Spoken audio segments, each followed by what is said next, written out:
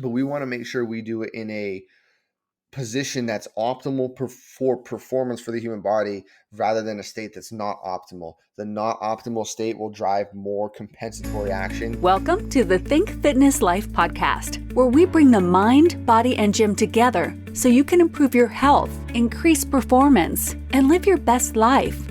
For more information, visit thinkfitnesslife.com. Here are your hosts, Matt Gluckman and Eric Menchi.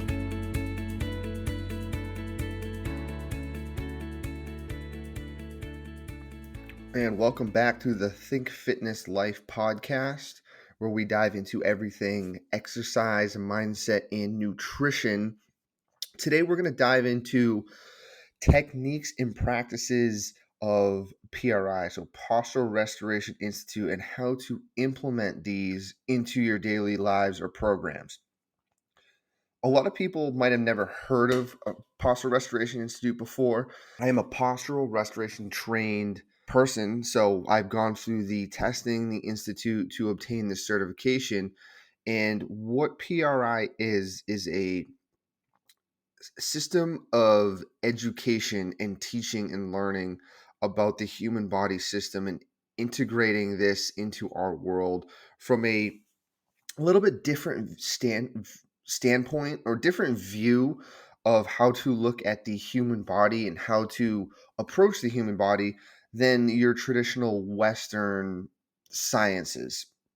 So this takes an in-depth look at the human body and the mechanics of the human body and how we operate, how we function, how we move, how we breathe, how we think, and turns it into how we can understand the human body and how we understand ourselves. And a lot of the times when people are looking for rehab or prehab, they often seek out PRI specialists that work to understand that that person is in a certain pattern and how to get them out of pattern. A lot of times people are coming to these specialists with pain, with tightness, with limitations, and they've exacerbated their other options of the Western world, your traditional PT, your doctors or whatnot, and they're looking for a fuller, more in-depth approach to learning about the human body or to learning how to get out of pain. And this is where the world of PRI kind of excels into this tough world of education and learning because it's a little bit different than how we've learned previously in the past. But we want to kind of stem from that is that it's it's the same learning. It's all the same muscles, ligaments, actions, movements. It's just taking a different look at it and understanding that it's all interconnected and it all plays a role within the human body. So when we get a lot of people that are looking for PRI specialists or PRI techniques, they're kind of looking at it as a lens of they may have never known or have ever heard of what it is, but it's our job as coaches to educate them on that. So this is what we're going to dive into today is the education point of kind of what it is, how to implement that into a program, and how the implementation of the programs can either stall out or they can keep going, because this is where a lot of people kind of get not misleaded. This is where they kind of fall off as they do the initial exercises, and this might be true of PT as well. They do the initial exercises and then they stop and they kind of fall off and go back to their old ways. So we'll also dive into that. So first, kind of diving into the world of Posture Restoration Institute and the the techniques behind it. And many people have probably seen these techniques done. One of the most famous ones is the 90-90 hip lift. So you're lying supine on your back with feet against the wall or feet against a wall and a ledge. And this is where you find your glutes and your hamstrings and you activate them.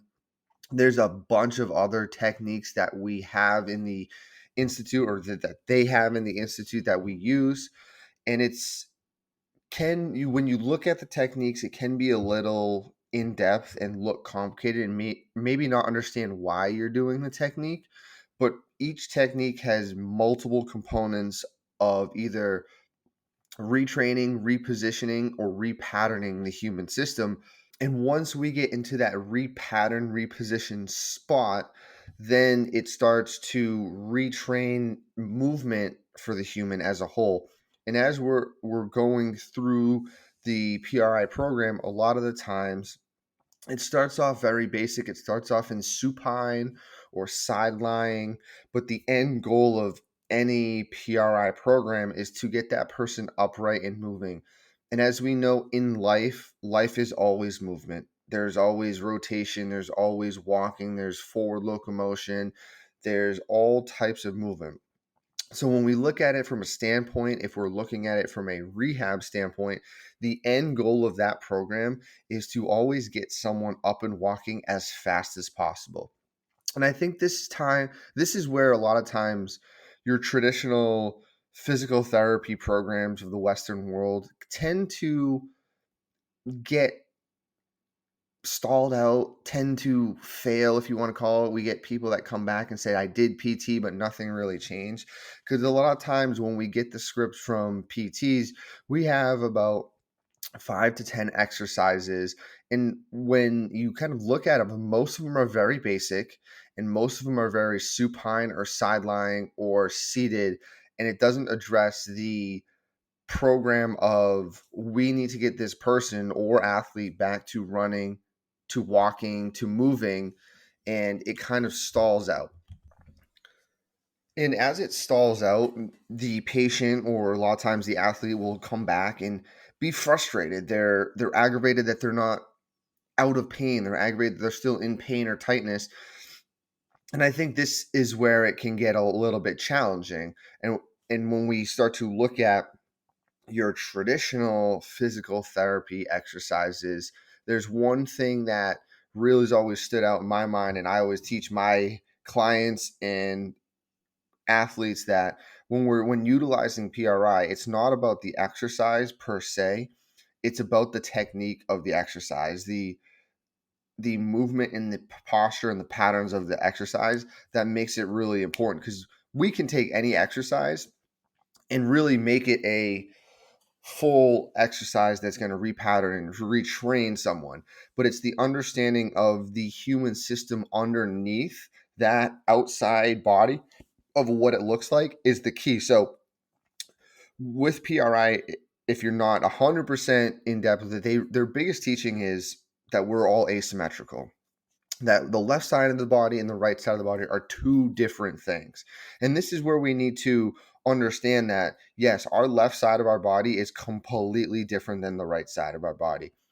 The brain perceives movement differently from side to side. It perceives motor patterns differently from side to side. It even goes as much to perceive the world from a visual standpoint. Left eye and right eye do two different things, because one side of the body needs to be in one state at one point in time, and the other will be in the opposite. Now, the teaching is, yes, we are asymmetrical and we are all like that. So don't freak out. Sometimes people get a little scared when they realize that they're asymmetrical and they have these compensatory patterns. But guess what? We all have them. I have them. I have a big asymmetrical right driven pattern. It's okay as people and as a PRI trained coach, we want to help people understand that they are asymmetrical and they need to be asymmetrical to move side to side, but we got to teach them how to. So getting back to, we are all asymmetrical, and if we think about it, all humans are right side dominant. And many people confuse this with handedness. This is not about handedness, because you can be a left-handed person or right-handed person. It doesn't matter. The only time you might be a left dominant person is if you have your organ switch. So the primary teachings is we have more organs on the right side of our body. We have 3 lobes of lung on the right. We have this liver over here on the right that anchors us down. We have a bigger, thicker, and longer tendon and attachment point to the right diaphragm than the left. And this pulls us into patterns and positions. We are pattern and positions from the time we are being born. Like we are even in patterns then. And it's just how we're designed and how we're developed. So going through and understanding that, yes, we are right side dominant and we tend to like to live on the right side. Now, this is not for everyone because as people get upright and walking, more patterns start to lie on top of other patterns. What athletes do very well is they play a sport. So they need to run on 2 feet. So, yes, we start in this right oriented or right side lateralized state. The athlete might understand how to get onto a left foot, but they might not get there correctly. And this is where we start to create all these other patterns of movement because the body will figure out how to move at any capacity. It will figure out how to take a step forward, how to run, how to reach an arm. It doesn't care what muscles are being used, but it will figure out how to do it, and it will use whatever muscles are available. So understanding that the human body is always going to be asymmetrical. It's a great thing. We always are teaching in PRI that we need to move side to side. So very at the basis, we want to retract and take away position from a person, right? So if the person, let's say, has lower back pain on the right, we need to get them repositioned in a position where the rib cage and the pelvis can now work together and get repositioned so it's not in a state of extension where it can stack on top of each other and we can get a good exhale and we can reset those positions and take tension off the muscles being used. And that is the big premise of a lot of these PRI techniques is taking tension off of muscle chains that are overactive and teaching the correct muscle chains to turn on at the correct time. A lot of it of movement in life is all about timing and when to fire the right muscle chain and when to shut off a muscle chain. And a lot of times pain and tightness are just your body saying, I'm overusing this muscle chain, or this muscle chain is in a state where it's being lengthened too much or it's tightened too much and it can't perform movement or patterns or sport or life that the rest of the body needs to because that pattern is holding on to something. And usually it is holding on to the ability to keep us upright against gravity.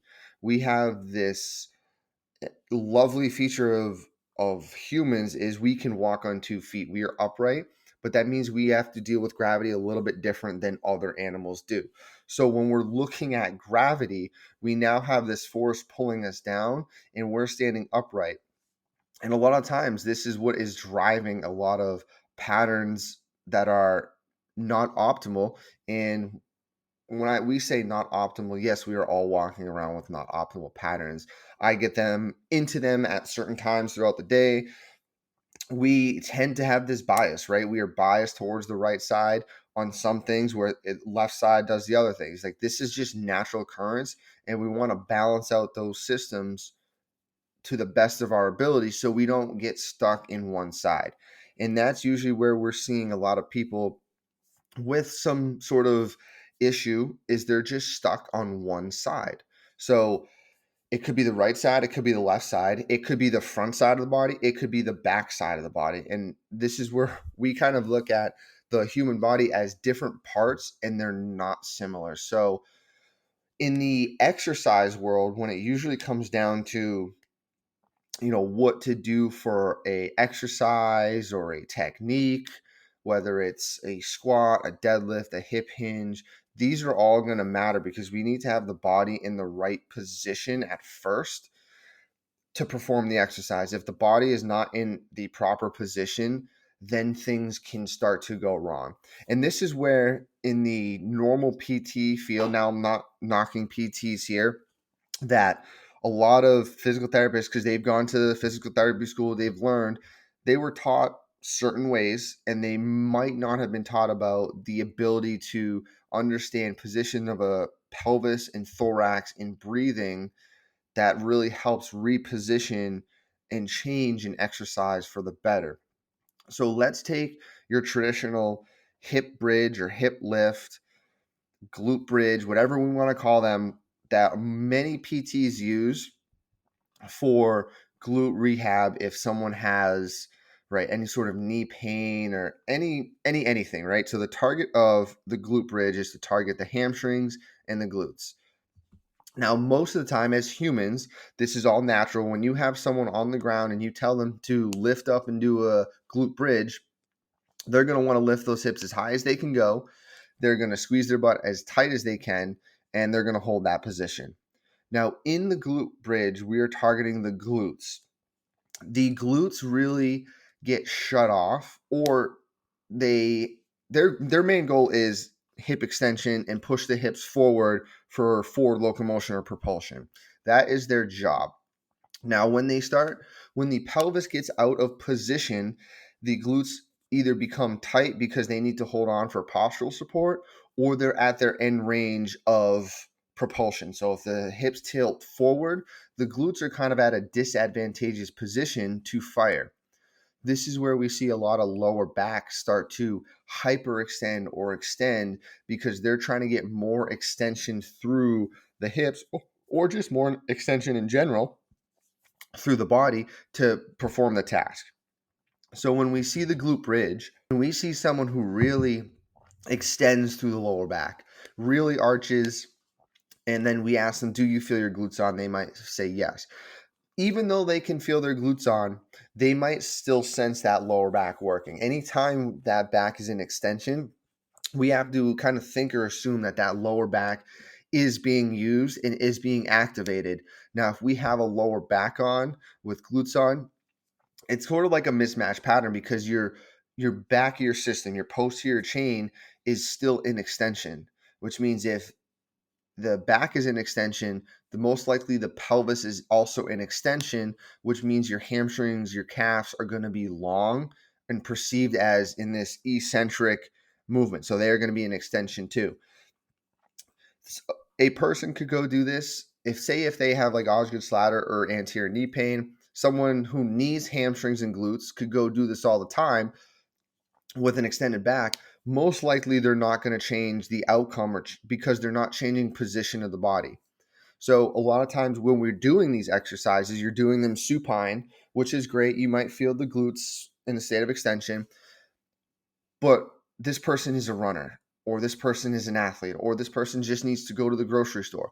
As soon as they get up and have to manage gravity again, their life is going to change back to an old pattern.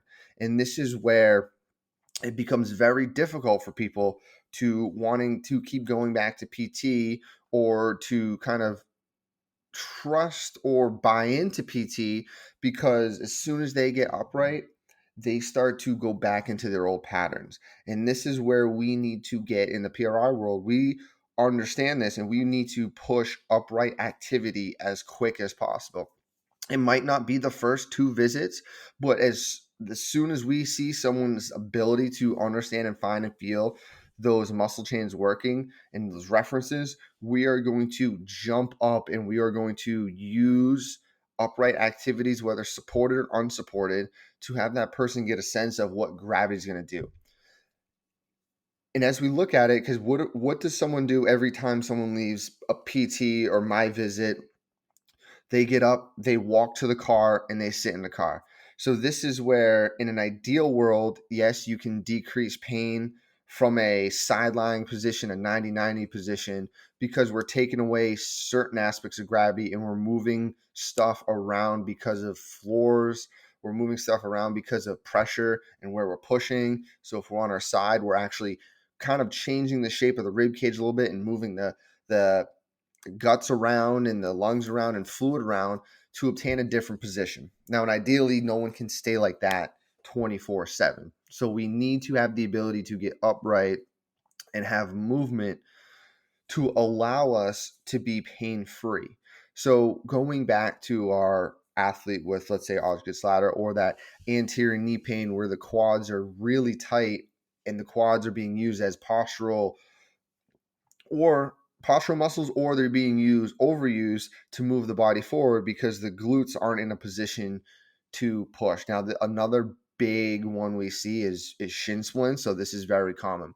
But now we have a position where if we're upright, and let's say the hips are anterior tilted forward and the hip flexors are tight, which means the quads are in this state of overuse, right? So they're going to be in a state of shortened because the hips are forward, dropping forward, and we need to be able to run forward. The glutes cannot give enough, so those quads are going to try to pull that body forward. It's going to try to extend the knee more aggressively, and we're only using quads.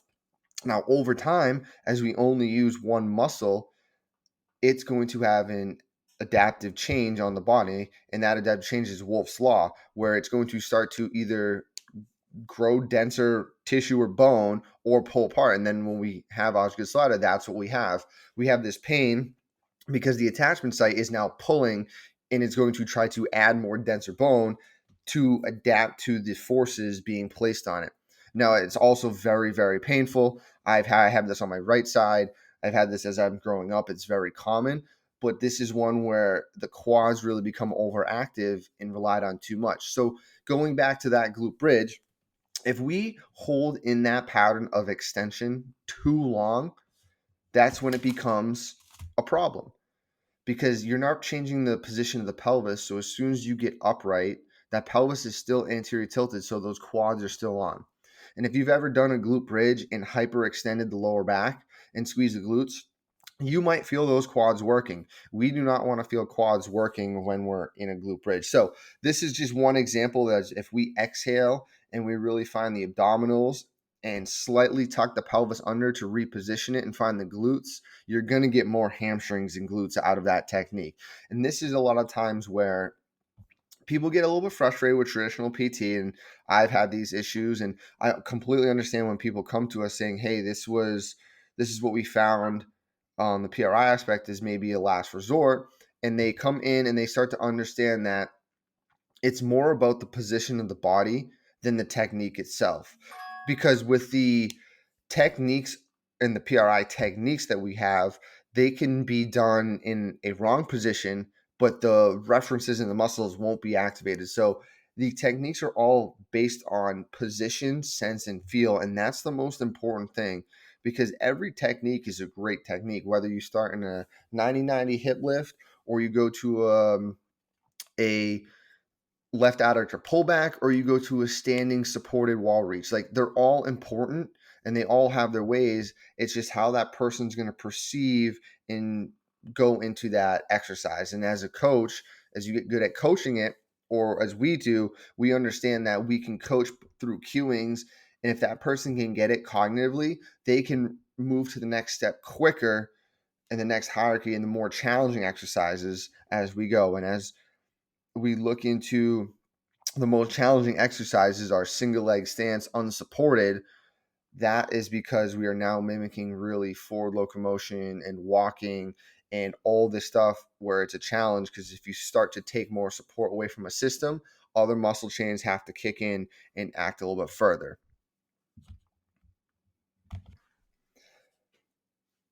So understanding that the position is most important when it comes to techniques, and this is why people often get into some PRI techniques at first, and then they're getting a little confused because they might, when they go home, they might not have someone there instructing them or coach's cues.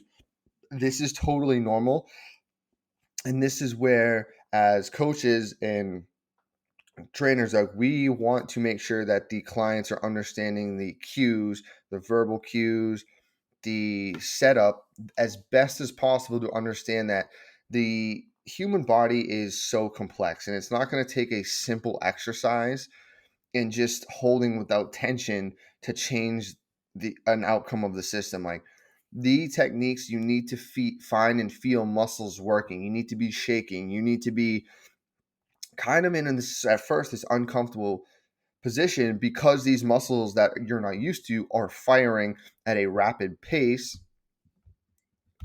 And at that rapid pace, you are going to get them almost like burning sensation, really tight, maybe a little bit of cramping. And this is a good sensation for those muscles if they're the right muscles that we want, because of the activation in the brain sense of, hey, we're turning a new chain of muscles on. We need to understand this and be able to manage this as we're going forward, so we can have a different outcome and change the movement patterns and change how we're going to move when we get upright.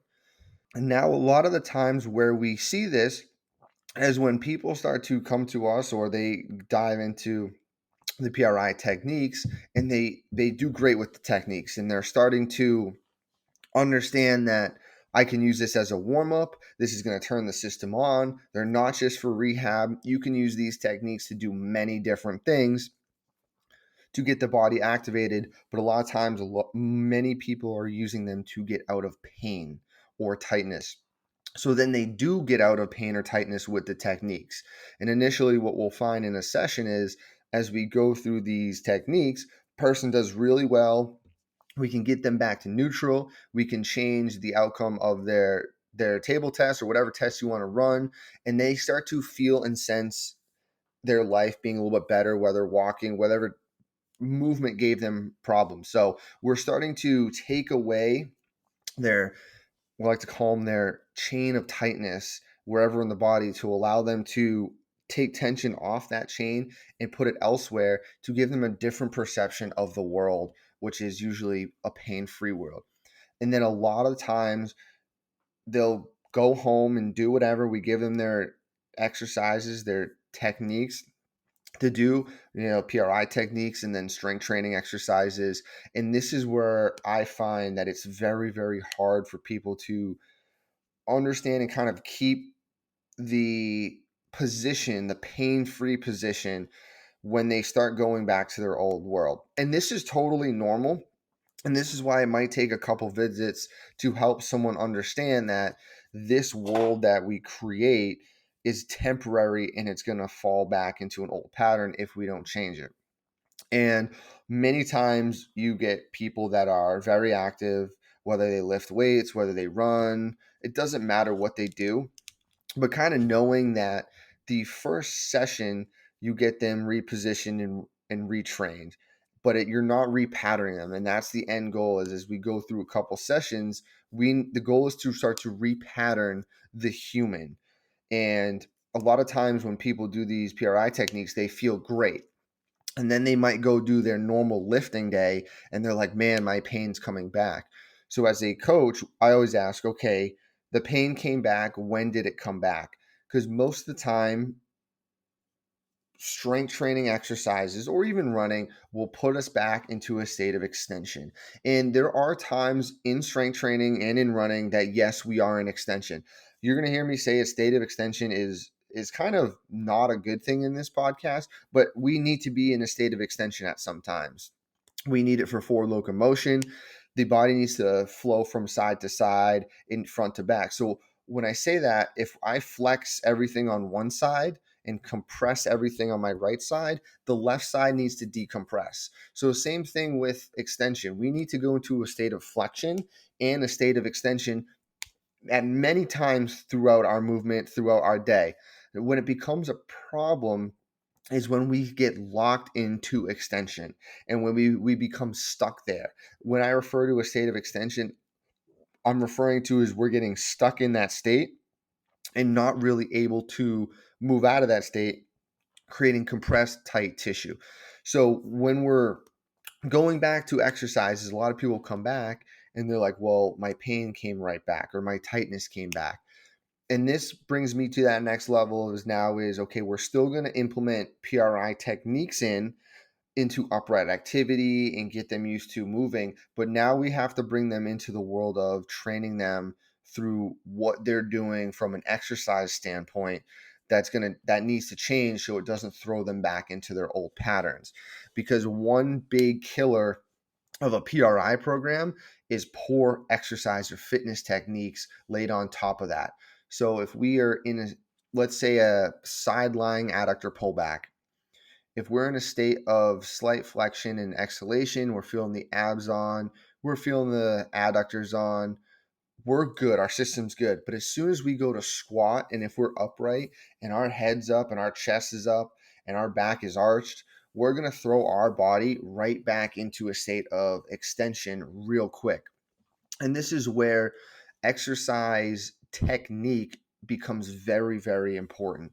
And many programs will fail, whether it's PT or PRI programs or both. This is where the disconnect is, because a lot of people do these rehab or prehab exercises. They feel great, but as soon as they get back to a compound or a more complex exercise, that's when things start to fall apart again, because they haven't actually changed the position or patterns of their body in upright position.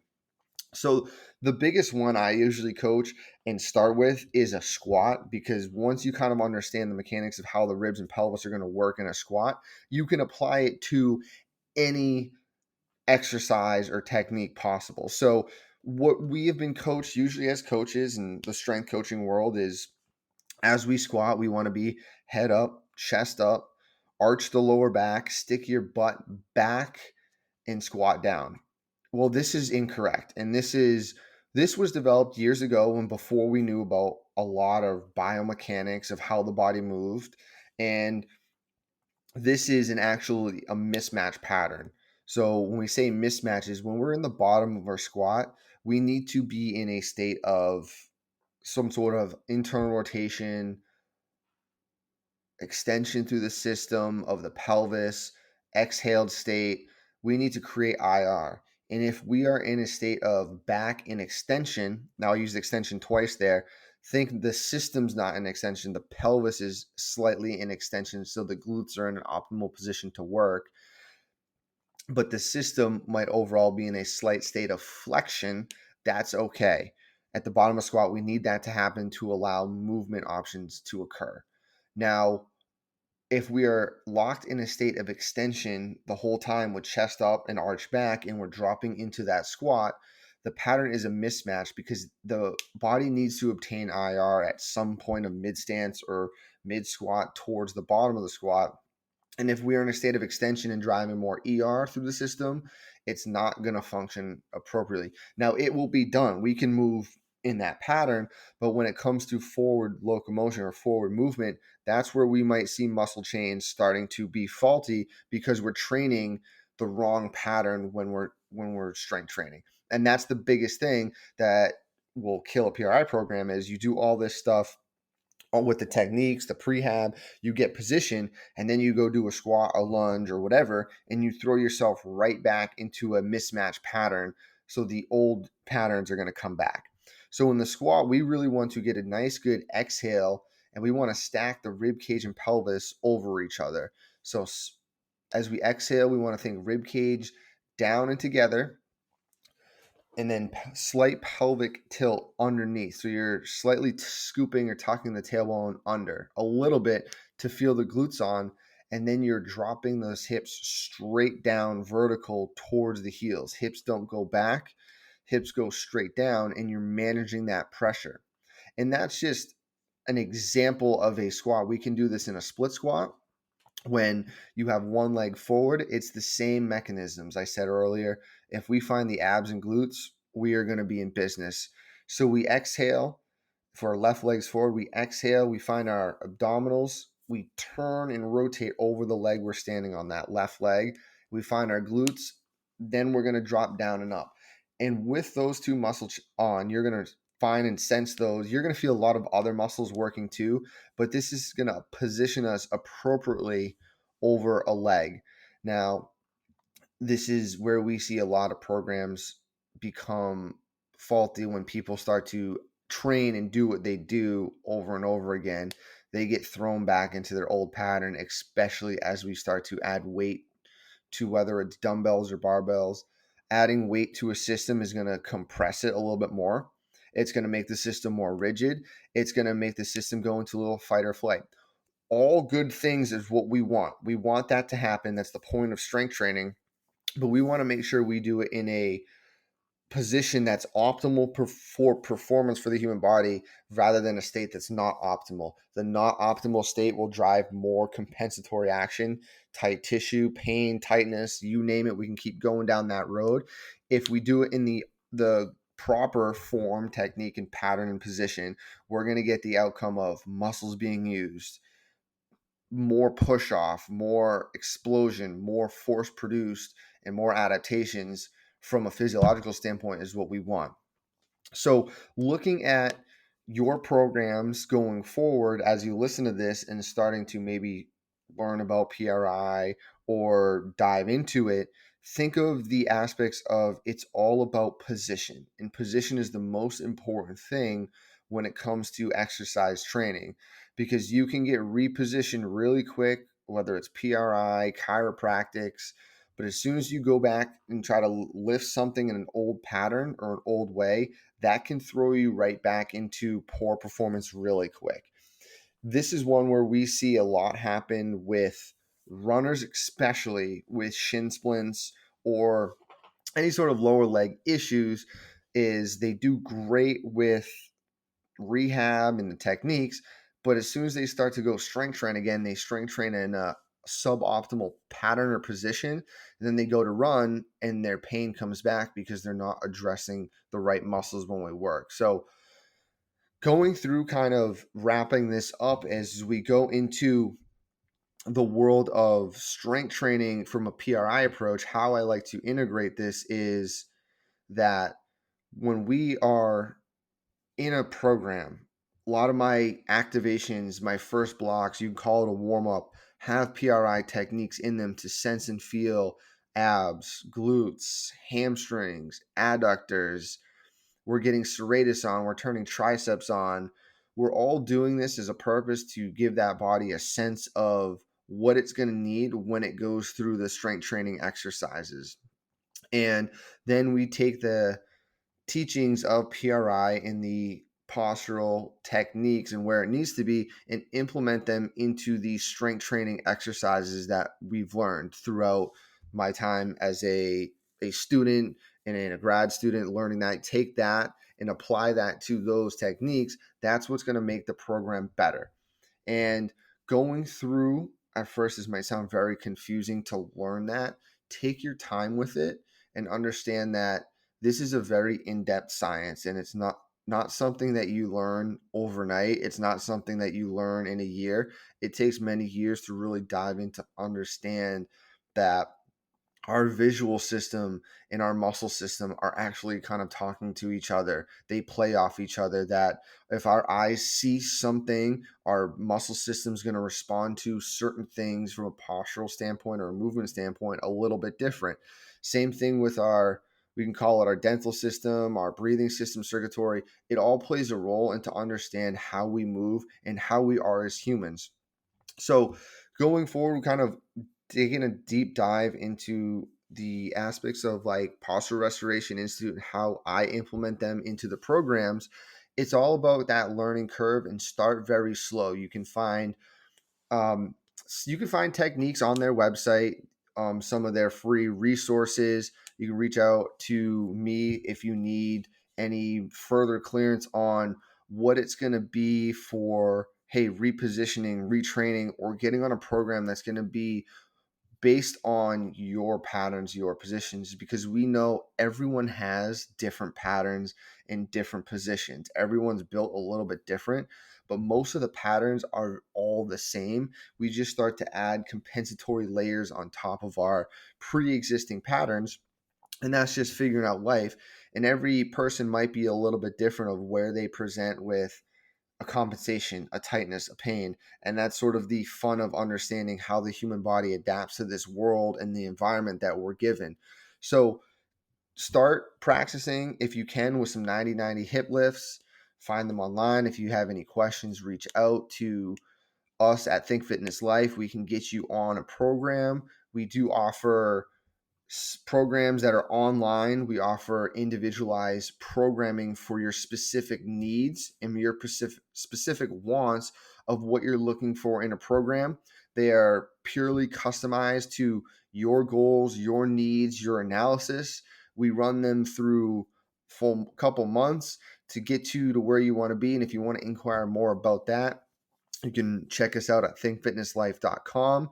Check out the website. There's a ton of blog resources where I talk more about positions, patterns, PRI, mindset, nutrition, all for your resources. And if you have any questions, comments, concerns, feel free to drop us a message in our message link there. We will be happy to respond to you. Check out our Facebook community where we also have a bunch of messages and questions that we use for our podcast. We have questions that we answer daily there. Check that out as a resource.